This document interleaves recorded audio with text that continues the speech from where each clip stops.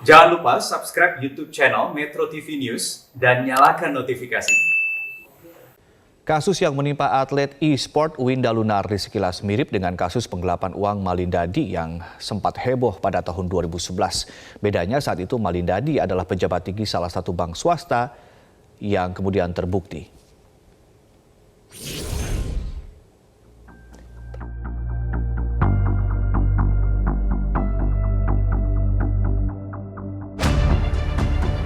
Dugaan tindak pidana penggelapan uang yang melibatkan perbankan kembali mengemuka setelah muncul laporan dari seorang atlet e-sports Winda Lunardi.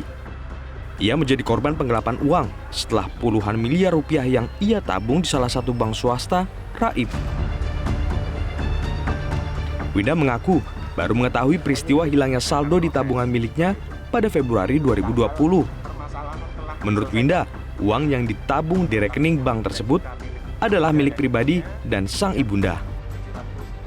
Saya sebagai nasabah, tujuan saya itu baik, ingin menabung untuk masa depan saya, karena itu tabungan masa depan saya. Tapi ketika dicek ternyata hilang. Itu. Iya. Jadi saya dan ibu saya. Total ada berapa Mbak yang hilang? 20 miliar 879 juta. Oh kita dapat.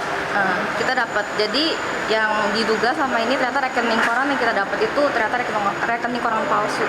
Dari saya sendiri, saya kan sebenarnya cuma nasabah biasa ya, yang emang tujuannya baik, mau menabung, dan saya cuma berharap ya uang saya itu kembali. Ayo!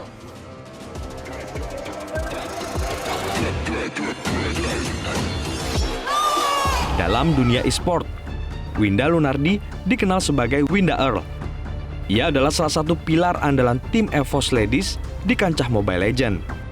Dengan kualitas itu, ia punya pendapatan tinggi di ranah e-sport. Kasus yang menimpa Winda sekilas mirip dengan kasus Malindadi, seorang petinggi bank swasta yang terbukti mengeruk duit milik nasabah.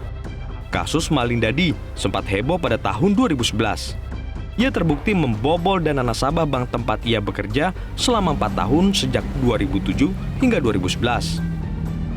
Uang yang dikeruk totalnya kira-kira mencapai 46 miliar rupiah. Malinda dinyatakan bersalah dan divonis 8 tahun penjara serta denda 10 miliar rupiah. Tim Liputan, Metro TV.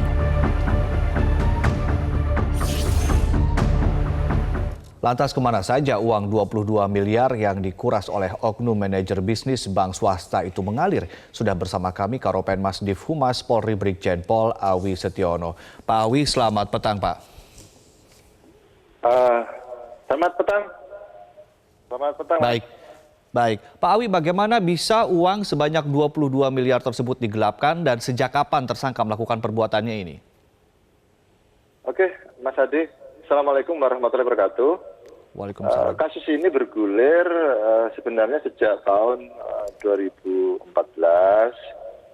Bahwasanya tersangka AT ini sewaktu yang bersangkutan menjabat bisnis manager di KJP PT Bank MI di Jaksel, Cipulir Jaksel. Jadi yang bersangkutan menawarkan terhadap korban saudara HL untuk menabung di Bank MI dengan iming-iming bunga selama setahun itu 9,25 sampai 10%. Jadi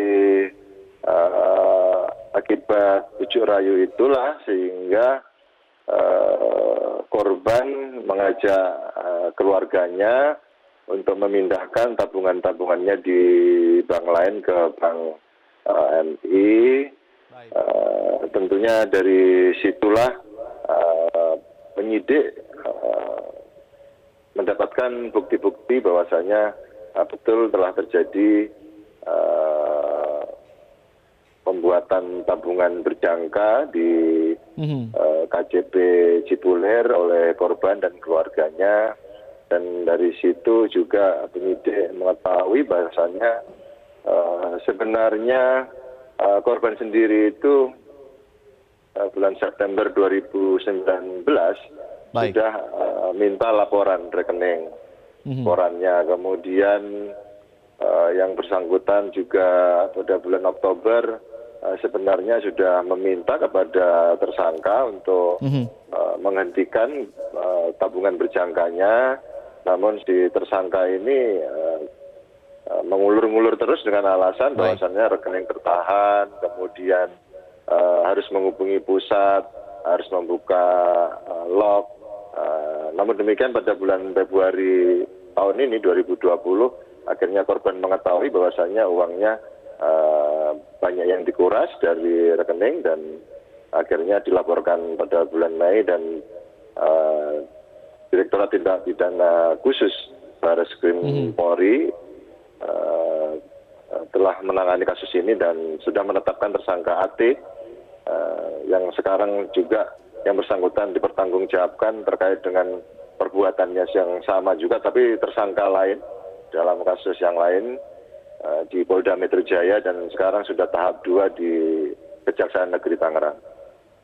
Baik, Pak Awi, apa motif tersangka untuk melakukan kejahatan ini? Apakah ada keterlibatan pihak lain juga? Karena kalau untuk membuka atau mengotak-atik isi akun bank, pasti butuh pihak-pihak lain karena memang tidak bisa dilakukan sendirian, Pak.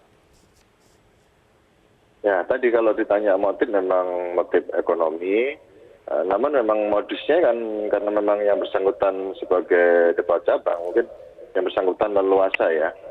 Melakukan rekayasa keuangan terkait dengan perbankan. Karena memang di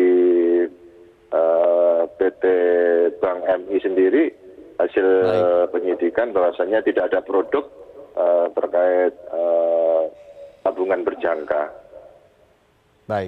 Baik, terima kasih Karopenmas Divhumas Polri Brigjen Pol Awi Setiono telah bergabung dan memberikan informasi kepada kami di Prime Time News.